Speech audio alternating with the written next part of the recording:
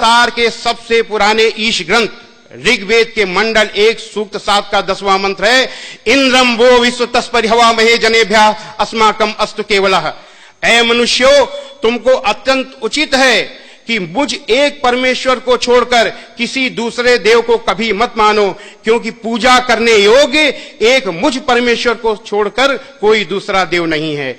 श्रीमद् भगवद गीता में है, मत्तः परतरम नान्यत किंचिदस्ति धनंजय। पूजा करने योग्य मुझ परमेश्वर से के अलावा कोई परमेश्वर नहीं है।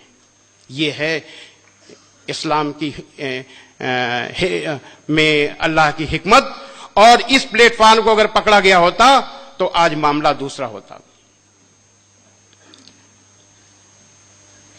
हमारे आरएसएस के भाई कहते हैं, विश्व हिंदू परिषद के लोग भी कहते हैं कि इस देश में रहने वाला हर व्यक्ति, हर इंसान हिंदू है, लेकिन इसकी कोई दलील नहीं है। यह भी अटकलबाजी है, मनमानी अटकलबाजी है, जो चाहा सो बोल दिया। क्या दलील है इसकी भाई कि इस देश में रहने वाला हर व्यक्ति हिंदू है? लेकिन इस बात की दलील है कि एक ईश्वर की पूजा करने वाला हर हिंदू मुसलमान है।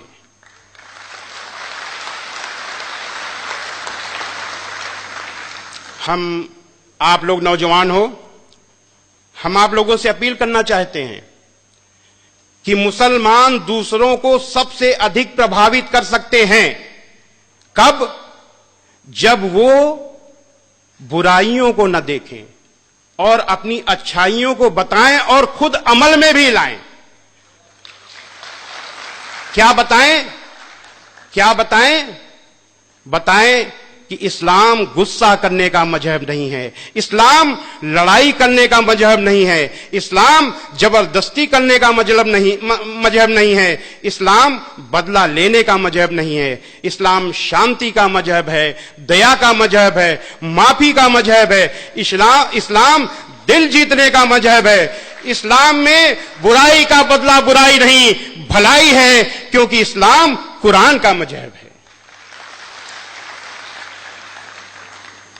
हजरत मोहम्मद सल्लल्लाहु अलैहि वसल्लम पर कुरान उतरी, उतरने के बाद आपके दिल में उतर गई, दिल से उतरने के बाद आपके कर्मों में उतर गई। कुरान की एक एक अच्छाई हजरत मोहम्मद सल्लल्लाहु अलैहि वसल्लम की अच्छाई बन गई। आपने अपने पूरे जीवन में अपने विरोधी के लिए भी बद्दुआ नहीं की, अपने दुश्मन से भी बदला नहीं लिया।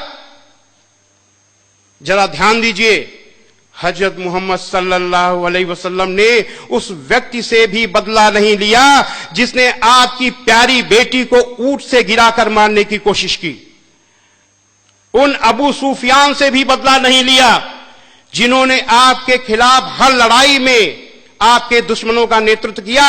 उहद की लड़ाई में जिसमें आपके बहुत से अनुयायी, बड़े बड़े अनुयायी शहीद हुए, आप खुद बुरी तरह घायल हुए, उस लड़ाई में भी नेतृत्व कर रहे थे अबू सुफियान। ऐसे अबू सुफियान को फतेह मक्का के दिन आपने न केवल माफ किया बल्कि ऐलान किया कि अबू सुफियान को माफी, और जो अबू सुफियान के घर में दाखिल हो जाए उसे भी माफी, जो मस्जिद में दाखिल हो जाए उसे माफी, और जो अपने घर के दरवाजे बंद कर ले उसे भी माफी। यानी किसी न किसी बहाने सबको माफी। क्यों? क्योंकि अल्लाह का हुक्म था। क्या हुक्म था? कुरान मजीद के सूरा नंबर 7 आयत नंबर 199 में अल्लाह का हुक्म है, ऐ मोहम्मद माफी का तरीका अपनाओ और भलाई का हुक्म देते रहो और अज्ञानियों से किनारा कर लो।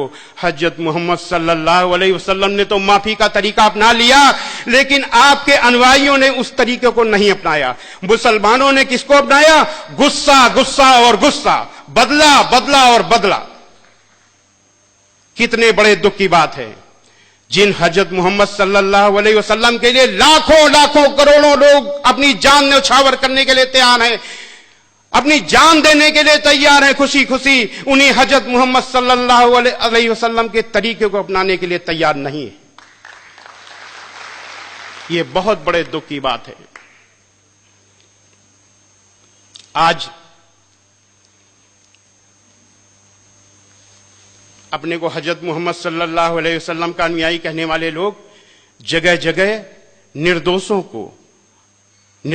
पर, औरतों पर, बच्चों पर हमले कर रहे हैं। कितने दुख की बात है। और कह क्या रहे हैं? हम मुसलमानों पर हुए जुल्म का बदला ले रहे हैं। क्या हजरत मोहम्मद सल्लल्लाहु अलैहि वसल्लम ने बदला लिया था? अभी हमने बताया। आपने कभी भी बुराई का बदला बुराई से नहीं दिया। आपने बुराई का बदला अच्छाई से दिया। यहां पर मुझे एक बुढ़िया माई की कहानी याद आ रही है। एक बुढ़िया माई उस रास्ते पर रहती थी जिस रास्ते पर आप से रोज निकलते थे। वो गैर मुस्लिम थी, आपसे इतना चिढ़ती थी कि आप जब निकले आपके ऊपर कूड़ा फेंक दे। एक दिन आप निकले, कूड़ा नहीं गिरा, दूसरे दिन कूड़ा नहीं गिरा, तीसरे दिन कूड़ा नहीं गिरा। हजरत मोहम्मद सल्लल्लाहु अलैहि वसल्लम ने सोचा कि कहीं बुढ़िया माई बीमार तो नहीं हो गई। आप ऊपर चढ़ के गए, आपने आवाज दी, माई माई। बुढ़िया माई ने आवाज दिया, कौन? आपने कहा, मैं मोहम्मद। इतना सुनना था, बुढ़िया माई बहुत जो नाराज हो गई। अरे मोहम्मद कैसे आए?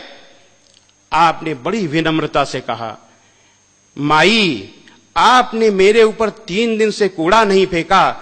मैंने सोचा कहीं आप बीमार तो नहीं हो गई, इसलिए मैं आपको देखने चला आया। इतना सुनना था कि बुढ़िया माई बड़ी जोर जोर से रोने लगी और कहने लगी, ऐ मोहम्मद आप कितने अच्छे हो, मैं कितनी बुरी हूं। मैं आपके ऊपर रोज कूड़ा फेंकती थी और आप मेरा हाल लेने आए हो और आखिरी वक्त आपकी अनुयायी बन गई। ऐसे थे हजरत मोहम्मद सल्लल्लाहु अलैहि वसल्लम। ऐसा है इस्लाम, ऐसी यही है कुरान। मैंने क्या बताया कि एक एक कुरान की एक एक अच्छाई हजरत मोहम्मद सल्लल्लाहु अलैहि वसल्लम की अच्छाई बन गई। जो भी आपका काम होता था वो कुरान के अनुसार होता था। तो अब हम अंत में निचोड़ में आते हैं कि हजरत मोहम्मद सल्लल्लाहु अलैहि वसल्लम का यही इस्लाम दुनिया का नेतृत्व कर सकता है। लेकिन तब जब ये इस्लाम सबके अमल में आए, तब तो चुनना अब तय आपको करना है, दुनिया के मुसलमानों को तय करना है कि वो हजरत मोहम्मद सल्लल्लाहु अलैहि वसल्लम का इस्लाम अमल में लाना चाहते हैं कि अपना इस्लाम अमल में लाना चाहते हैं।